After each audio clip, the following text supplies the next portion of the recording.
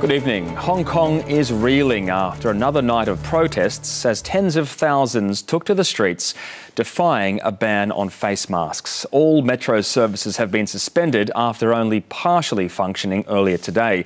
Scores of protesters were arrested in clashes with police, and for the first time, demonstrators were warned by mainland military forces stationed in Hong Kong. A city gripped by chaos. This is the third consecutive day of demonstrations against the mask ban imposed by Chief Executive Carrie Lam. She says the emergency law, last invoked 5 decades ago, is needed to quell the ongoing violence.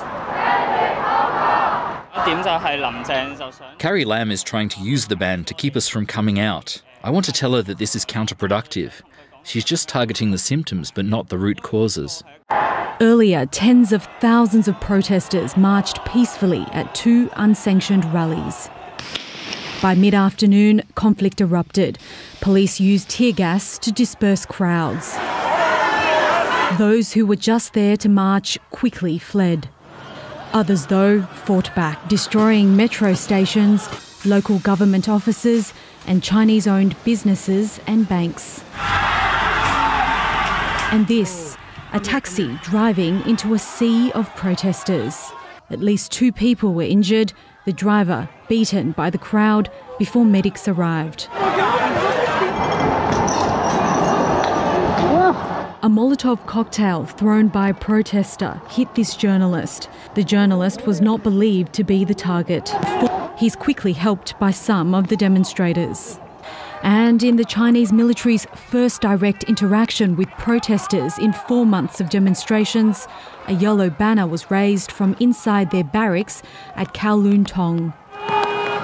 It warned protesters who shone laser lights at the building they were breaking the law and could be prosecuted. Foreign Minister Marise Payne issued her strongest comments to date, saying the decision to invoke emergency law risked inflaming a delicate and sensitive situation, and that the Australian government is deeply concerned by the use of live ammunition. Britain's last governor of Hong Kong says he fears for the territory's future. Before long, unless we're very, very lucky, people are going to get killed, people are going to get shot. China's state media, the Global Times, in an opinion piece today said, "The mask ban is not a threat to freedom of expression nor peaceful assembly, and in the face of such unstable social order, the time has arrived for residents to choose sides."